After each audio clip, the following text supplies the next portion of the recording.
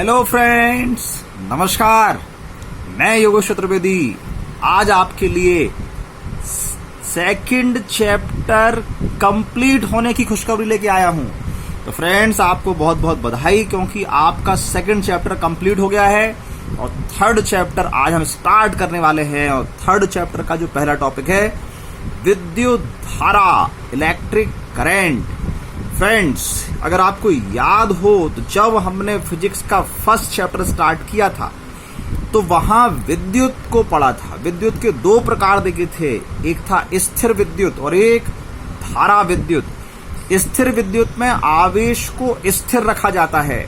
तो हमने जो फर्स्ट और सेकंड चैप्टर पढ़ा है वो हमारा स्थिर विद्युत के अंतर्गत था, जिसमें हमने आवेश को स्थिर रखकर उसकी बहुत सारी प्रॉपर्टी पढ़ी।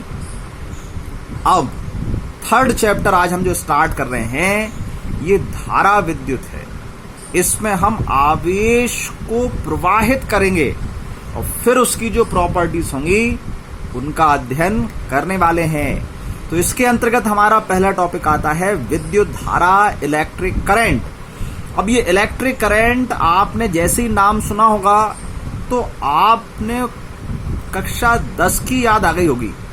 10th क्लास में ये टॉपिक आपके साइंस सब्जेक्ट में था। जी हाँ, ये वही करंट है, इसमें कुछ बदला नहीं है, बस आप अपने पूर्व ज्ञान को दोहरा रहे हैं। तो चलिए आज का टॉपिक हम शुरू करते हैं, इलेक्ट्रिक करंट। तो इस टॉपिक को बेसिक से हम उठाते हैं सेकंड चैप्टर से। फ्रेंड्स, सेकंड चैप्टर में आपने दो आवेशित चालकों को जोड़कर उनमें आवेश का पुनर्वितरण किस प्रकार होता है ये समझा था। तो वहां हमने क्या समझा था कि जब हम दो ऐसे आवेशित चालकों को जोड़ते हैं जिनके विभव समान नहीं है, अर्थात जिनके मध्य विभवांतर है, तो जब आप विभवांतर वाले चालकों को किसी चालक तार द्वारा जोड़ेंगे तो क्या देखेंगे कि उच्च विभव वाले चालक से निम्न विभव वाले चालक की ओर धनावेश बहने लगता है, या निम्न विभव वाले चालक से उच्च विभव वाले चालक की ओर इलेक्ट्रॉन बहने लगते हैं। इसका मतलब जैसे ही हमने ऐसे दो आवेशित चालकों को जोड़ा जिनके मध्य विभवांतर है, तो उस चालक तार में आवेश का ट्रांसफर होने लगा। तो फ्रेंड्स, ये जो आवेश का ट्रांसफर हो रहा है, ये जो आवेश बह रहा है, इसी बहते हुए आवेश को ही विद्युत धारा कहते हैं। आप फ्रेंड्स, धारा शब्द को हम व्यवहार से समझें। व्यवहार में, दैनिक जीवन में कहीं से पानी प्रवाहित हो रहा है तो हम कहते हैं देखो पानी की धार आ रही है। तो ये जो पानी की धार मतलब पानी का किसी एक सिरे से दूसरे सिरे तक कंटिन्यू बहते जाना।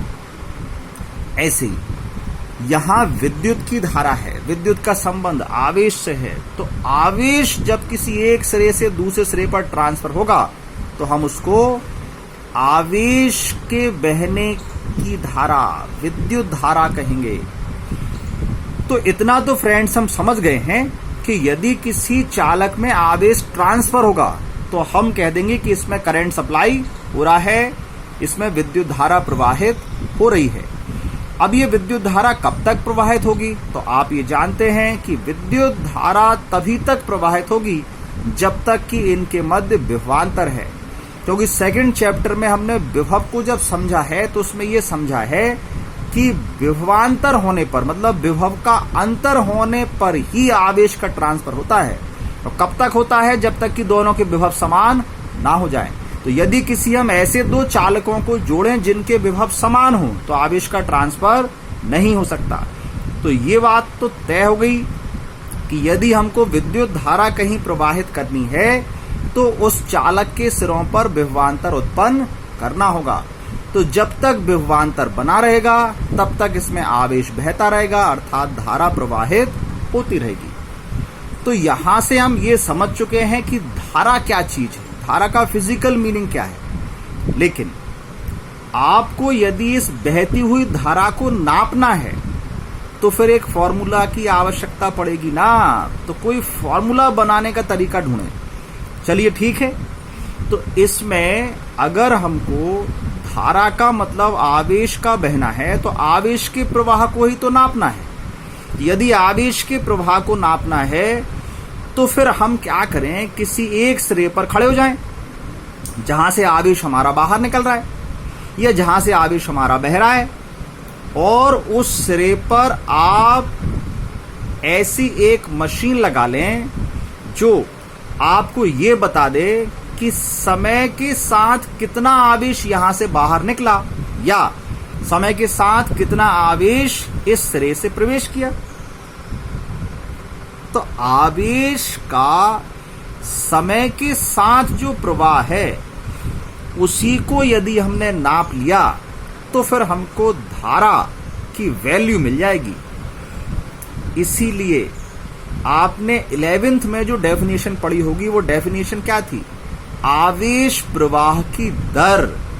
दर मतलब कि कितने समय में कितना आवेश प्रवाहित हो गया। तो वही डेफिनेशन तो आज भी है, अभी कुछ बदला थोड़ी है। धारा जो 10th में है वही 12th में है, वही आगे भी रहने वाली है।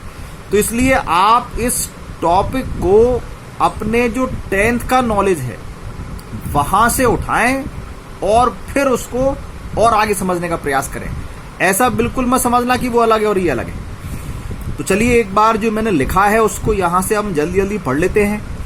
जब दो आवेशित चालकों को एक चालक तार द्वारा आपस में जोड़ा जाता है तो धनावेश का प्रवाह उच्च विभव वाले चालक से निम्न विभव वाले चालक की ओर तथा इलेक्ट्रॉनों का प्रवाह निम्न विभव वाले चालक से उच्च विभव वाले चालक की ओर होने लगता है। इस प्रकार चालक से प्रवाहित होने वाले आवेश प्रवाह की दर को ही विद्युत धारा कहते हैं। अब यहां तक फ्रेंड्स हम ये समझ चुके हैं कि विद्युत धारा किसे कहते हैं। अब यहां पर ये बात होती है कि आवेश तो दो प्रकार के ट्रांसफर होने की बात हम कर रहे हैं। एक ट्रांसफर कर रहे हैं हम धनावेश को और एक ट्रांसफर कर रहे हैं ऋणावेश मतलब इलेक्ट्रॉनों को। तो हम धारा के बहने की दिशा किसको माने? तो फ्रेंड्स, धारा के बहने की दिशा धनावेश के बहने की दिशा में मानी जाती है, अर्थात इलेक्ट्रॉन के बहने की दिशा के विपरीत। अब आप में से कुछ फ्रेंड्स ये विचार कर सकते हैं कि सर बहते तो इलेक्ट्रॉन हैं, तो फिर इलेक्ट्रॉन के बहने की दिशा में क्यों नहीं मानी जाती है? तो इसका बहुत सिंपल सा आंसर ये है, इलेक्ट्रॉन की जो खोज हुई थी उसके पहले आवेश की खोज हो चुकी थी और आवेश को जिस समय हम धनावेश मानते थे तो धनावेश का ही ट्रांसफर करने का पूरा जो फिजिक्स में हमने शुरू से पढ़ा, जब तक इलेक्ट्रॉन नहीं आया उसके पहले हम धनावेश का ही ट्रांसफर हो रहा है ऐसा हम पढ़ते थे। इसलिए जो धारा का प्रवाह है वो धनावेश का प्रवाह माना गया। लेकिन बाद में जब इलेक्ट्रॉन की खोज हुई तो हमको ये पता चला कि वास्तव में धनावेश जो है वो तो बहता ही नहीं है किसी चालक में। चालक में तो आवेश वाहक मुक्त इलेक्ट्रॉन होते हैं। तो इसको उन्होंने इलेक्ट्रॉन प्रवाह के विपरीत नाम दे दिया, चेंज नहीं किया। क्योंकि यदि चेंज करते तो बहुत सारा नॉलेज हमारा पलटना पड़ता, मतलब बहुत सारी जगह हमको ये सुधार करना पड़ता। तो इसके लिए बहुत सिंपल सा तरीका ये अपनाया कि इलेक्ट्रॉन जिस दिशा में प्रवाहित हो रहे हैं उसी दिशा में हम धारा को ना मानकर उसके विपरीत दिशा में धारा को मानने लगेंगे, तो सारा काम हमारा आसान हो गया।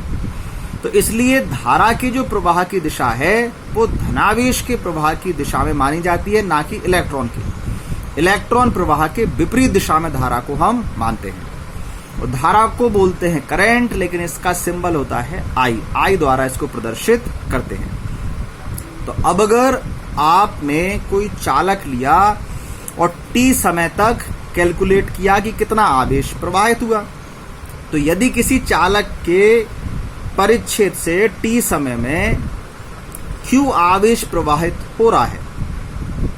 परिच्छेद का मतलब समझ रहे हैं आप? परिच्छेद मतलब कोई भी सिरा, कहीं से भी हम खड़े होकर देख रहे हैं तो वो सिरा परिच्छेद कहलाता है। तो हमने देखा कि t समय में कैपिटल Q आवेश प्रवाहित हो गया, तो आवेश प्रवाह की दर क्या बनेगी? Q अपॉन टी, दर मतलब समय का भाग लगा दीजिए। तो हमने आवेश की मान में समय का भाग लगा दिया, तो यही बन गई हमारी धारा, आवेश प्रवाह की दर।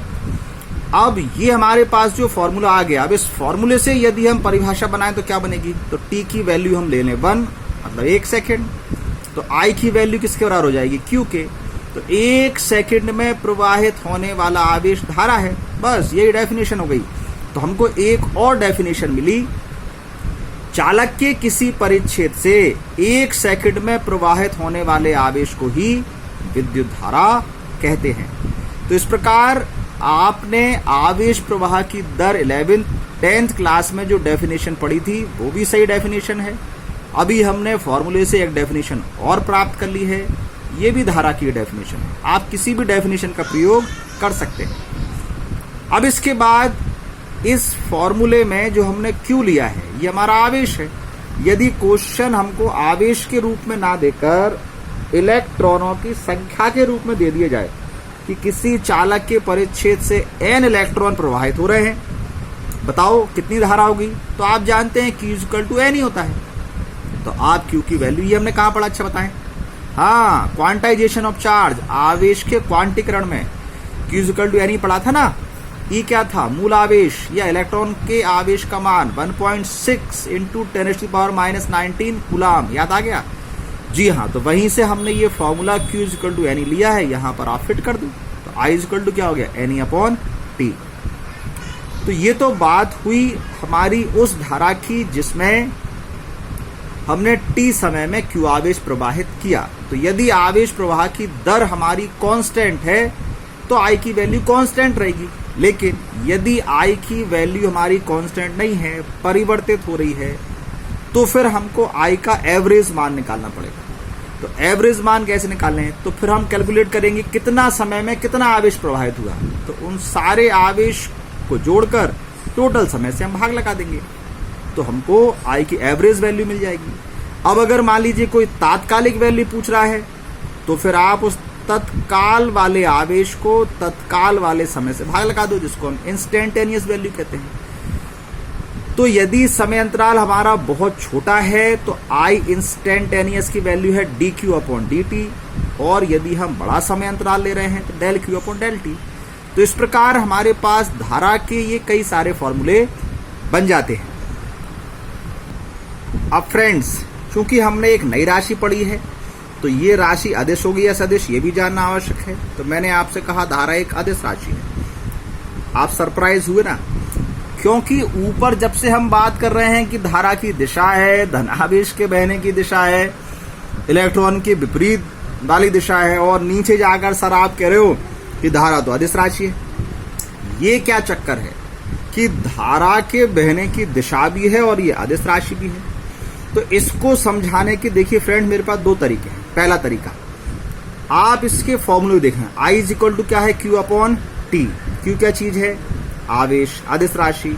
T क्या चीज है, समय, अदिश राशि। अदिश का अदिश में भाग लगाओ तो अदिश राशि तो प्राप्त होगी, तो सदिश कैसे हुई। दूसरा तरीका, आप जानते हैं कि जो सदिश राशियां होती हैं उनको जोड़ने, घटाने, गुणा या भाग के लिए सदिश गणित के नियमों का पालन होता है, लेकिन जब हम धारा को जोड़ते हैं तो साधारण गणित के नियमों से ही जोड़ दिया जाता है। मतलब यदि किसी चालक में I1 धारा प्रवाहित हो रही है, फिर उसमें I2 धारा भी आ जाए, तो कुल धारा कितनी हुई, I1 + I2। अब उसमें इससे मतलब नहीं है कि वो किस दिशा से आ रही है, तो इसका मतलब ये हुआ कि धारा अदिश राशि है। जी हाँ, धारा अदिश राशि ही है। अब जब हमको ये पता चल गया कि ये अदिश राशि है, ये तो पता चल गया ना, आप कंफ्यूज मत होना। देखो ऐसे और समझ लो आप, जैसे मान लीजिए एक ये वायर है और एक ये वायर है, ये दोनों यहाँ कनेक्ट हो गए और ये आगे बढ़ गए। ऐसे होता है ना, अपन करते कनेक्शन। इसमें बहने वाली धारा I1, इसमें बहने वाली धारा I2, इस पॉइंट पर मिली, बताओ आगे कितनी धारा जाएगी, तो I1 + I2। ये तो सिंपल गणित हो गया ना। हाँ, तो ऐसे ही धारा को जोड़ा जाता है, इसलिए धारा कैसी राशि है, अदिश राशि है। ऐसा ही मात्रक क्या होगा, आवेश का कूलाम, समय का सेकंड, कूलाम पर सेकंड, लेकिन इसको वैज्ञानिक एम्पियर के नाम पर इसका मात्रक रख दिया, इसलिए इसका ऐसा ही मात्रक है एम्पियर, संकेत है कैपिटल ए। अब सीजीएस मात्रक क्या होगा? तो आप जानते हैं कूलाम के दो सीजीएस मात्रक हमने पढ़े थे, स्थैत कूलाम और ऐप कूलाम। जब आवेश को स्थिर रखते हैं तो स्थैत कूलाम, आवेश को बहने देते हैं तो ऐप कूलाम। तो इस धारा वाले कॉन्सेप्ट में आवेश बह रहा है कि स्थिर है?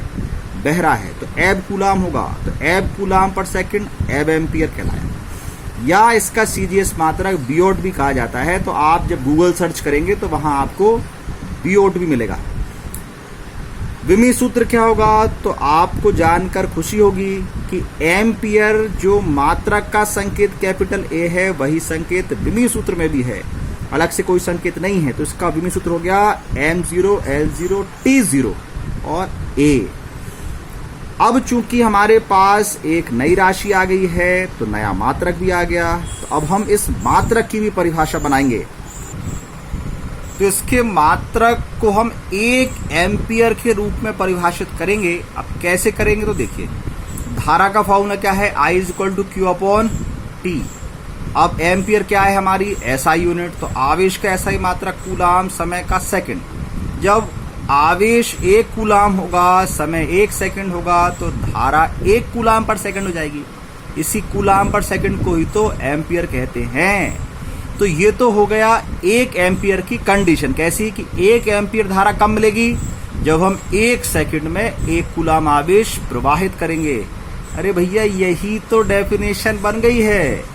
देखो, यदि किसी चालक से 1 कूलाम आवेश 1 सेकंड में प्रवाहित हो रहा हो तो उससे बहने वाली धारा 1 एम्पियर के बराबर होती है ना? कितना सिंपल।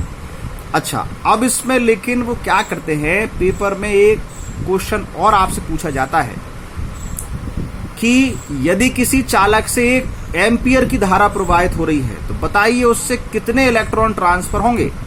तो आप जानते हैं 1 कूलाम आवेश में इलेक्ट्रॉनों की संख्या कितनी होती है? 6.25 × 10⁻18। तो यदि 1 एम्पियर धारा प्रवाहित हो रही होगी तो 1 कूलाम आवेश तो प्रवाहित होगा ना, तो कितने इलेक्ट्रॉन ट्रांसफर होंगे? इतने। तो यदि किसी चालक से 1 एम्पियर धारा प्रवाहित हो रही है तो इसका तात्पर्य है कि उसके किसी परिच्छेद से 6.25 × 10⁻18 इलेक्ट्रॉन प्रवाहित हो रहे होंगे। तो इस प्रकार फ्रेंड्स, आज के इस वीडियो लेक्चर में हमने धारा, उसका मात्रक, विमी सूत्र और 1 एम्पियर की परिभाषा भी देख ली है। अब धारा कैसी राशि है? अदिश। अब यदि कहीं हमको धारा के सदिश रूप की आवश्यकता पड़ गई तो अदिश राशि का कोई सदिश रूप हो सकता है क्या? ये तो बड़ा कंफ्यूजन वाली बात हो गई। अदिश राशि का कोई सदिश रूप है क्या? तो इस अदिश राशि का भी एक सदिश रूप बनाया गया है, जिसको बताऊंगा मैं आपको अपने नेक्स्ट वीडियो में। चलिए उसका नाम ओपन कर देते हैं। उसका नाम है धारा घनत्व। तो क्या होता है फ्रेंड धारा घनत्व? जानेंगे इसको, मिलेंगे आपको ब्रेक के बाद। तब तक स्वस्थ रहिए, मस्त रहिए, बढ़िए बढ़िए अच्छे नोट्स बनाइए। नमस्कार।